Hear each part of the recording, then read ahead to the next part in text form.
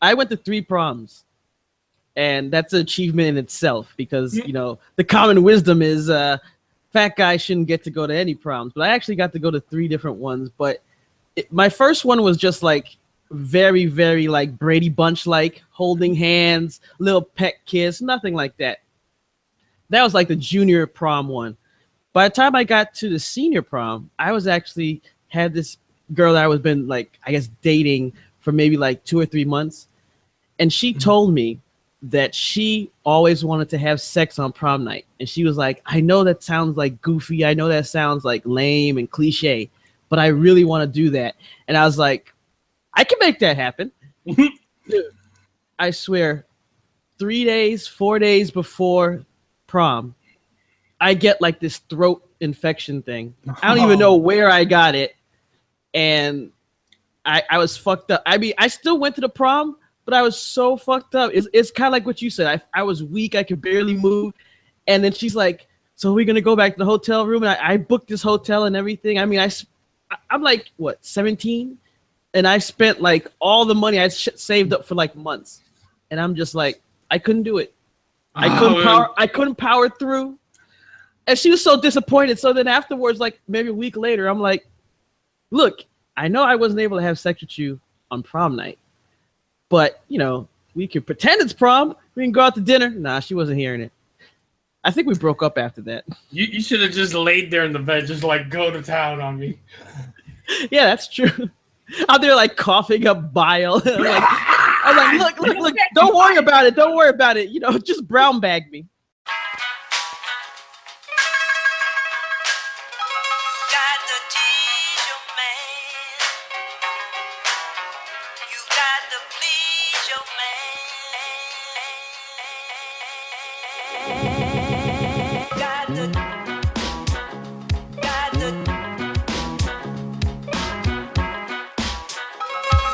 Back with a new show deep in the basement. Professionalism turned off, screw the ad placement. Skit comedy trolling, plate full of dough. People get offended, you don't get the show. And welcome to another episode of You Don't Get the Show. I am J.A. LaRock. I'm here with my man Randy. What's up?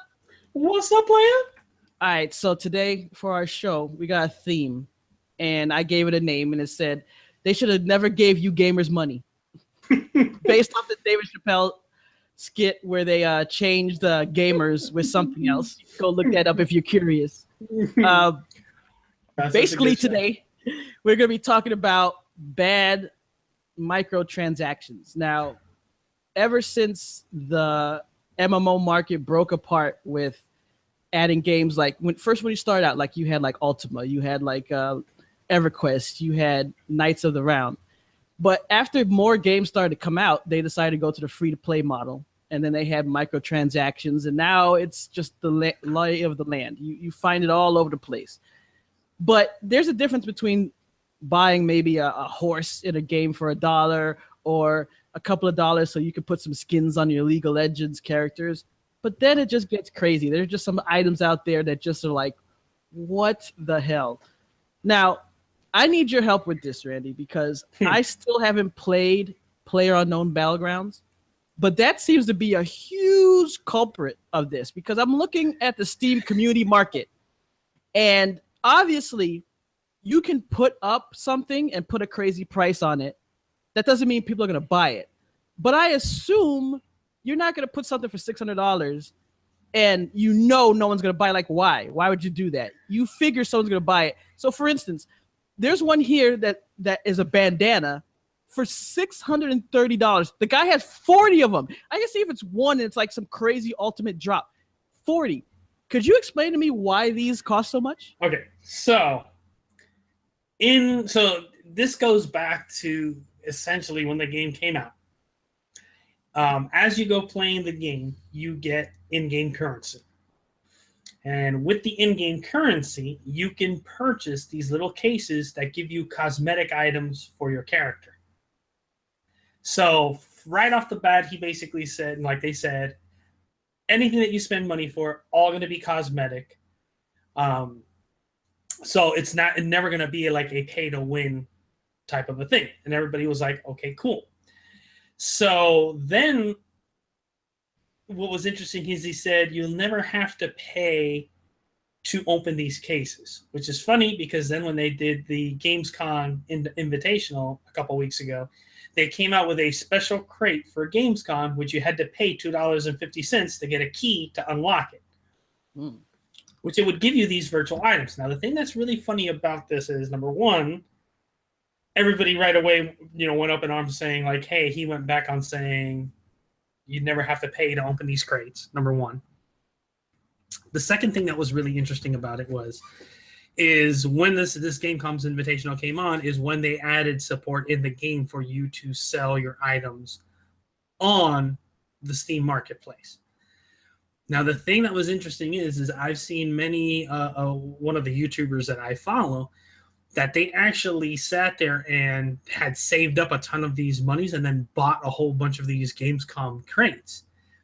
And what he found is the cheaper the crate was, the more likely you were to get a common item. So for you to get these like really rare items, like you literally had to have a whole ton of money in-game currency, either play a whole ton and save up, or just buy a whole bunch of crates and then open them up and get it. Can you buy in-game currency with real money? No. So okay. That's a big thing. Like, so the only thing that you had to pay money for now was, hey, you had to pay $2.50 50 cents to unlock this crate. Now, the thing that's interesting is supposedly, and I don't know if it's true or not, there's been rumor that he said that, hey, once the game officially launches, you're going to have to pay for keys to open any of the crates, which has pissed off a bunch of people. Okay, because from going, hey, you're never going to have to pay to open these crates, to now, yep, you're going to have to pay to open up these crates, it's a big kind of jump in the thing. I mean, granted, it is a business. They have to make money somehow.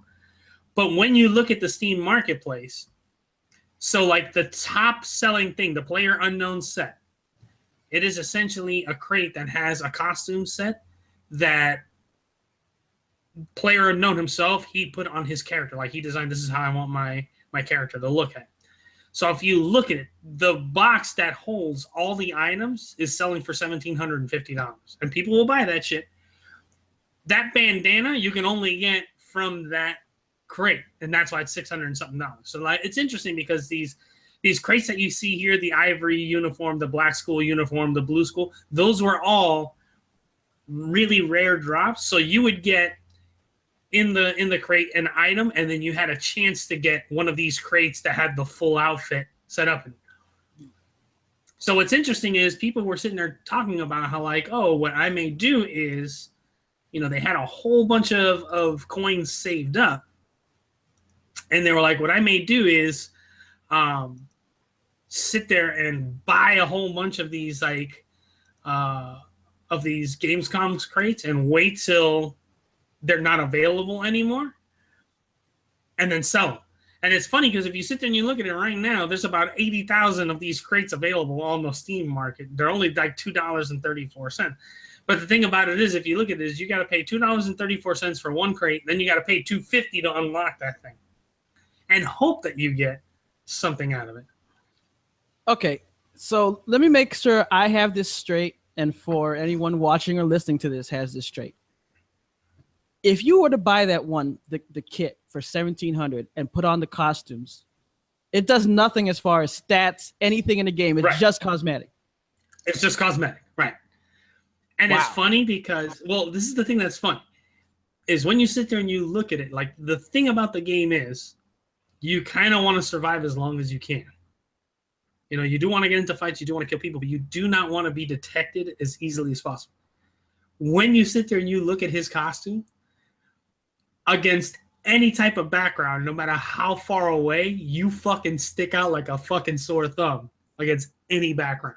Because the guy wears a black coat with a red bandana, red sneakers, and I think it's like either black or blue jeans. So you're literally a black stick against like a tan background or green background or brown background. Like, it's literally, you see a black little line no matter how far away the person is running. And you can spot people wearing that shit in 2 seconds. So you pay all this money, you get this outfit, and you're more likely to get killed? Yeah, you're more likely to get killed. That's the shit that's funny. And it's hilarious because when you look at my character, and all the costume pieces that I have on my character, I've gotten from the free crates. So I have a camouflage jacket, like a forest camouflage jacket over a like gray tank top. And then I have, and it's hilarious because when you look at my character, it's a freaking Chinese woman. So it's the funniest thing ever. And then I have camouflage pants and I wear camouflage shoes. So I literally have had matches where I've crouched down in a bush. And because of the clothes I'm wearing, I've literally had people walk by me and they don't even see me in there. Whereas if I was wearing this like black outfit, they'd start running and go, wait a minute, there's somebody in that bush.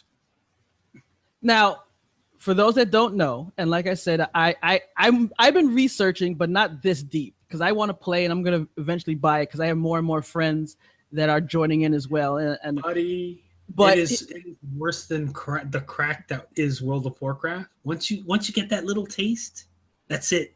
That's all I can tell you. Now, so of course, the most expensive one that we said was that crate for $1,700. Now they do have items 3 cents. Like I'm looking, I sorted it by lowest price. They have like combat pants, blue working boots, like a whole bunch of stuff, 3, 4, 5, 6, 7 cents. So I don't want to make the impression that everything there costs hundreds of dollars. You can, and like you said, there's free stuff that you can get and play just fine. I just always find it amazing to spend that kind of money. Because I mean, look, obviously I'm not rich, but I can imagine, like, for instance, they had the Powerball. It was like 540 something million. One person won that motherfucker. Even if I had that much money, I couldn't buy that. I still couldn't buy it because you know what would happen? I guess that's because of how I was raised or all that, or not having money. $1,700. I would just think of everything else I could do with it. And I understand that maybe you get to a point where you have so much money, it doesn't matter. But here's the caveat to that. If you have so much money, you probably aren't playing these kind of games. You're probably out on boats or something. Yeah, you'll probably still play the games for a little bit, but you're not so deep into a game that you're buying $1,700 outfits. So these are probably working people. Maybe they have a really good job and a lot of disposable income, but still, these are people that have to go to work every day, and they're buying bandanas and trench coats for $300, $400, $500, $600. I don't get it, man. I thought buying ships for like $500, $700, $1,000 in what's his face was crazy. World of Warships? No, in Star Citizen. Oh God, yeah. You know, when I saw that, like, and at least in some of those ships, you can put in like 40 people, and I saw it was maybe like 20, 30 people bought it, but still, you're talking about a ship that's $1,000. I mean, I sold my original EverQuest account, which I think my character was level 60, was a cleric, decent gear, raid gear. I sold it back then. This was like, man, 2010 maybe. I sold it for like $700. I ended up buying my first big screen TV with it. And even I was amazed back then because a friend of mine, Danny, he sold his account because his account had like ruby breastplate and stuff like that. And if you know EverQuest, that was like the shit. It was like one of the few items that had regen on it. And he sold his account for like $1,500 or something. I mean, he went on a vacation with that shit. I will say this, man. I had to give y'all fucking props for the amount of man hours y'all spent playing that game, because I remember fucking getting to level 13 as a druid, and I was dying to fucking get to 14 because I would get the fucking Spirit of the Wolf spell, and I'm like, that's what I'm gonna start making money. And I sat down one day and fucking played for 8 fucking hours, and I went from 13 to 14, and I'm like, yo, it took me 8 hours to go from 13 to 14. Y'all motherfuckers were at level 50 and shit. I was like, God damn, they must have been on that thing for weeks. That, and let me tell you, I still will say one of the worst experiences in Red Eye was that fucking Red Eye where we had internet. And y'all motherfuckers sat there for 2.5 hours waiting for that one stupid dragon to spawn, so y'all could kill it and get that one fucking rare drop or whatever it was. In our defense, we did that on Sunday. Okay, so no, that was fucking Saturday. Don't give me that. It was Sunday. It was Saturday at fucking 2 in the afternoon. I will never forget that shit because we were all sitting around going like, well, what the fuck are we going to play if 3/4 of the land is fucking playing EverQuest? For those that don't know, Red Eye was a thing that a LAN party back in the day that we used to go to, and it would be sometimes it would be Friday and Saturday. Sometimes it would go from Friday all the way to Sunday. If it was a holiday, like for instance, we're doing this on Labor Day, it would go from Friday right after work till Monday. So imagine that. And yeah. And people claim they went home and took showers, but we did spell tests and a lot of them didn't. No, that was I remember that was I think after a couple of those like kind of summer days at the warehouse. That became rule number one fucking right away. You had those fucking people that after like a day and a half, it was like what the fuck? And then like you kind of do the whole and like, yeah, y'all you need to go and take a shower. And consider this, okay? You don't automatically smell after a day of not showering unless you're out there like, I don't know, chopping wood or something. If you're in an air-conditioned area where we were, really good air conditioning, you're sitting down, you're not going to be stinking by day 2. So if you are, you already had a build-up, a stank in reserve. Yeah. It was one of those, it would take 2.5 days. Like if you had showered right before you got there, like you had a good 2.5 days, and you could actually push it to 3 if at least you had deodorant that you could reapply in between, But I like the thing that cracks me up. Like I remember the warehouse, we had really great AC. And I remember when we started doing it at the Hollywood Police Department, really good AC there. And I remember that was like, as soon as we walked in, fucking Alex was like, no stink. You stink, you're out. We'll throw your shit outside. Like I'll never forget that. Those were the fun days. Those are the red eyes where you fucking slept where you fell. I remember that. Yeah, seriously. It's funny. Some of these other transactions, like in the Saboteur, you can pay for boobs. Yeah, that was funny as hell. I was like, well, a lot of people pay for boobs. I personally, I don't even understand strip clubs. I remember the first time I went to a strip club, I was 18, and it was one of those ones where they don't take off everything because you have to be 21 to go to those. So these are the ones where they would strip down to like bra and panties. And consider, I live in Miami. I see that everywhere. That's every day. Hot, sexy girls. You want a strip club for 18-year-olds? Just go to Miami Beach, not South Beach, because that's go like to Hollywood Beach or something. They're just walking up and down the boardwalk, just out there. I mean, beautiful. All types of girls, white, black, Hispanic, everything you want. It's a smorgasbord. But yeah, so in this game, you basically can pay a download content called The Midnight Show. And it offered, like, they had brothels in this game because this was like during the war, World War II themed action game. So you could buy these extra brothels where they had strippers that were topless and all that stuff like that. But that's basically, I love the picture though. It's like a whole bunch of SS soldiers watching this stripper. It kind of reminds me of something out of Inglourious Bastards. But yeah, so I mean, this is EA, so they know what they're doing, and they know how our gamers are. So I'm sure I gotta find out the numbers for this, but I know a lot of people bought it. Another one that was just really stupid. Oh my god! Was in The Godfather you could buy Snooki's hair. No, that was a Xbox item. Oh, it was? Your avatar, yeah. Looking through this list of the PC gaming one, the 10 most dubious in-game purchases. Yeah. Fucking third one or fourth one in the hunting licenses. Yes. So I only know about this, and I'm like, yep, is because I had my best friend, which went to Red Eye. You remember him, Roger.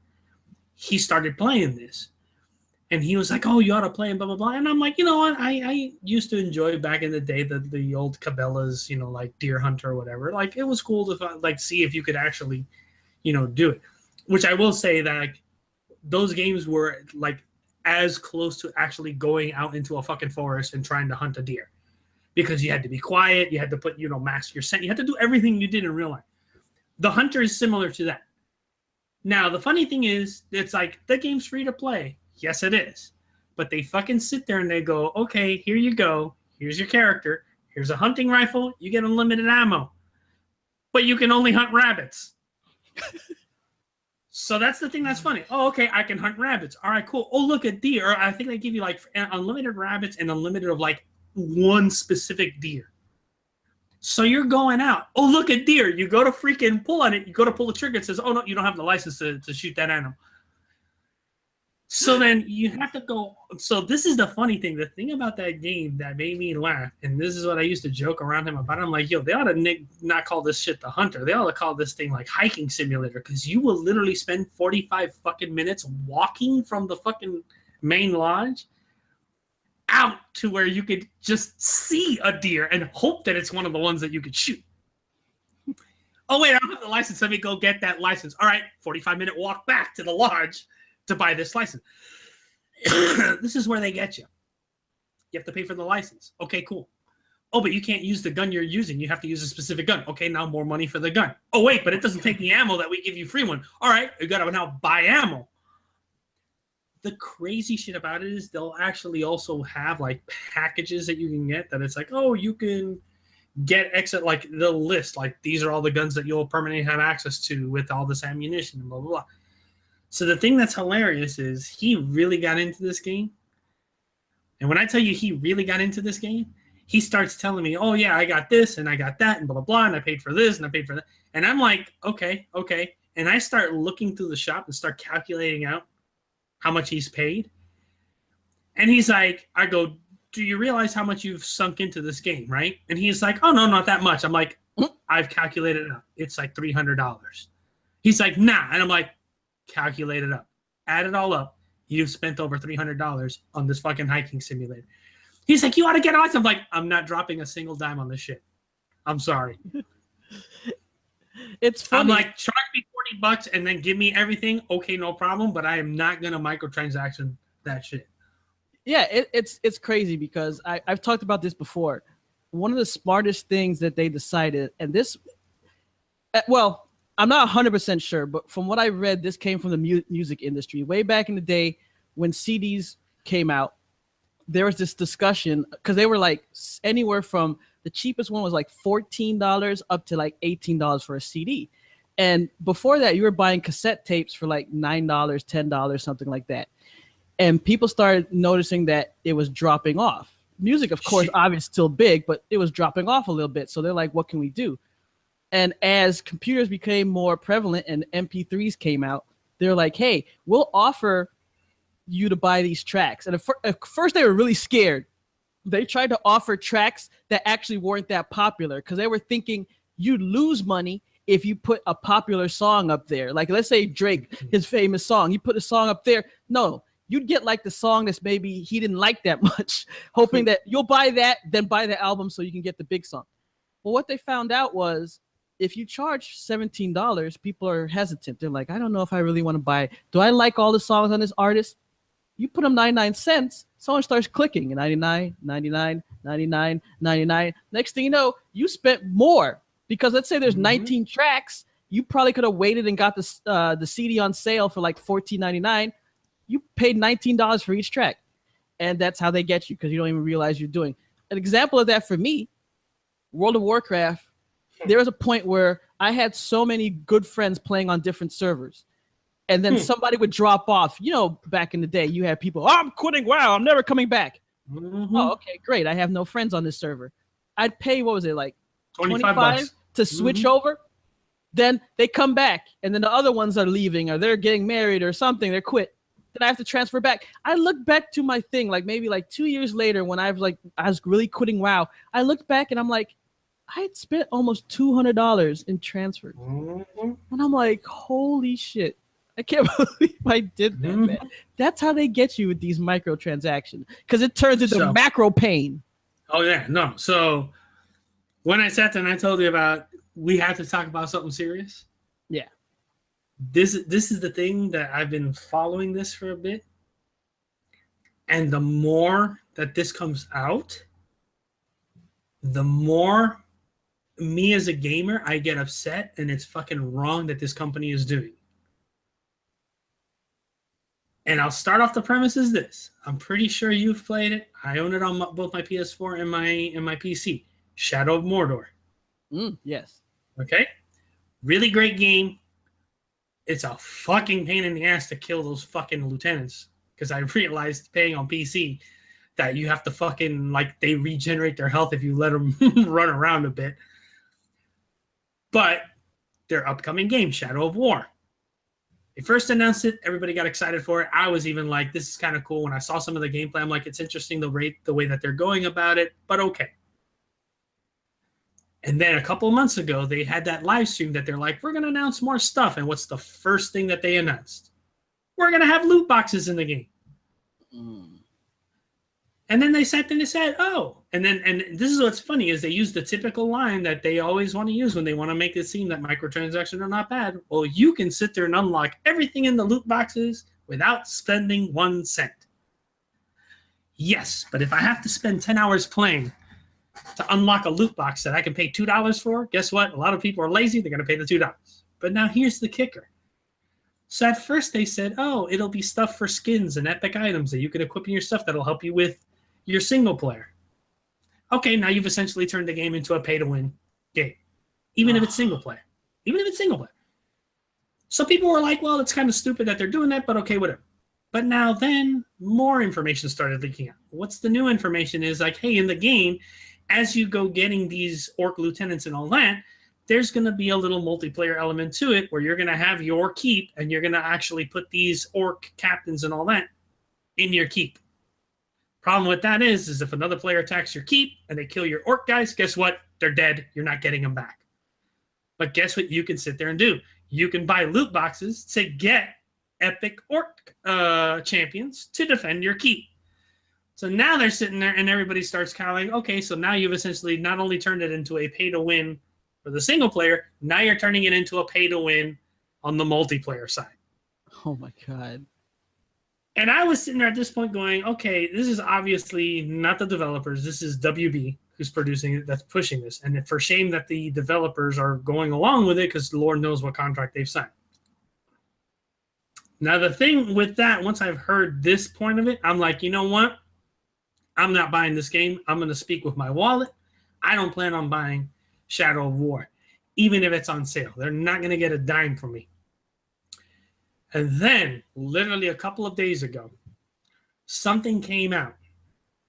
And it kind of hit close to home with me because of what it dealt with. And it is one of the most lowball, shameful things I've ever heard any company do. So the head producer for the game recently passed away. And he passed away because he got diagnosed with cancer and he lost his battle. And that's the part that kind of hits home to me because my mom passed away from cancer. It is not an easy disease to see somebody go through, and it is horrible what they have to go through. So what does WB do? Hey, we're going to release a day one DLC of a character that is named this like special orc character that's specially named in this producer's or developer's name. And they sat there and they kind of caveated on. It's a $5 thing. They said, hey, $3.50 of your purchase is going to go to the actual family. Which when you sit there and you hear that, sounds like, oh, that's really nice that they're sitting there and doing it. But here's the big thing about it. If you sit there and you think about it, WB's still getting $1.50 of that. If they really want to be the heroes, they will give the whole $5 to the family. That's number one. Number two, in the trailer video that it shows, at the bottom of the trailer video, in font so small, you literally have to pause it and fucking zoom in to view. They basically said, only the donations from the United States will go towards the family. So that means any gamers in Canada, Europe, Japan, Australia, if they buy this $5, guess what? WB gets the whole $5, not the family. Any explanation of why? No. That's the funny thing. On top of that, when you also look at this fine print, it says also, within the United States, all states except, and they list 5 states. It's like Massachusetts, North Carolina. There's like a couple of them there if you look at the trailer.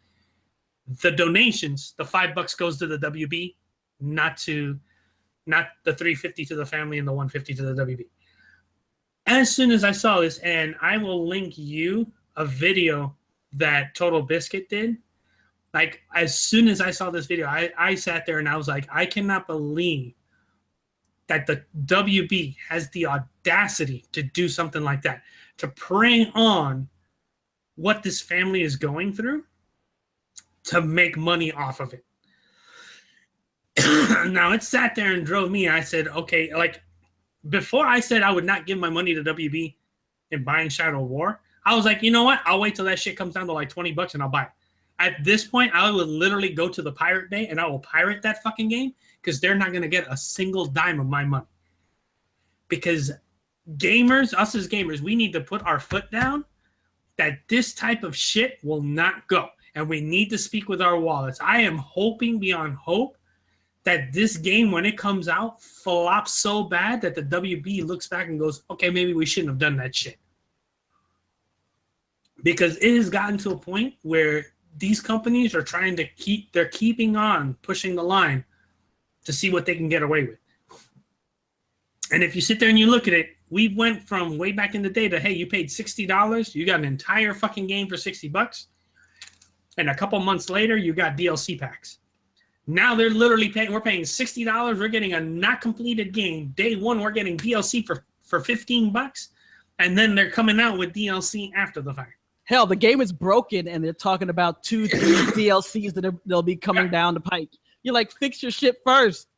Yeah. So it's getting to a point where it's getting ridiculous. And I mean, this is something that we need to, as gamers, step up and say no more. Like, no more whatsoever. We're not going to sit there and pay for games like this. We're not going to buy DLC that you're putting it under the premise of like, but these people will get money. No. You're freaking preying on a family's tragedy to make money for your company. That is not right. And we need to, like, as gamers in general, we need to fucking step up and say, nope, not gonna happen.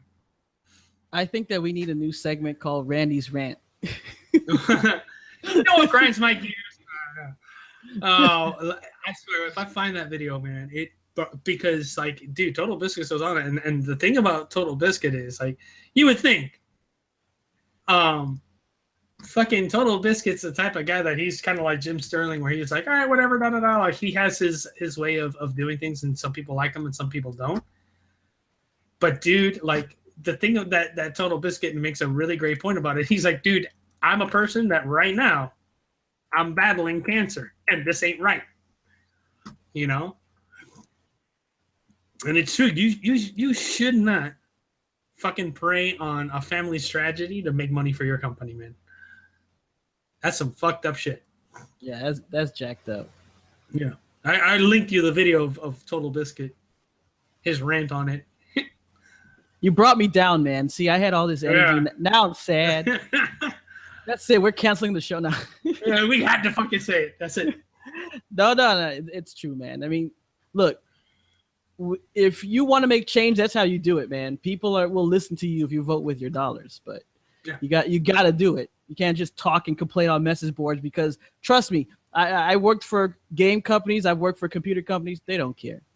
Not anymore. Back in the day when you used to post a message on a message board or Twitter or something, people would care. Nowadays, it's like, nah, yeah. They just expect it. Dude, it's the whole reasoning when you sit there and you look at it. They fucking come out with Call of Duty every single fucking year, and you have people that complain, but never gets addressed. Why? Because millions of people are buying the game. They're like, fuck it. It made millions of dollars. We're cool. Yeah. But the game's broken. We don't care. We'll fix it next year when we come out with the next new Call of Duty. All right, so to liven things up, now we have a new show, Clickbait Countdown, which we took the clickbait segment from this show and made into its own show because y'all like that shit. So because of that, man, we need the views.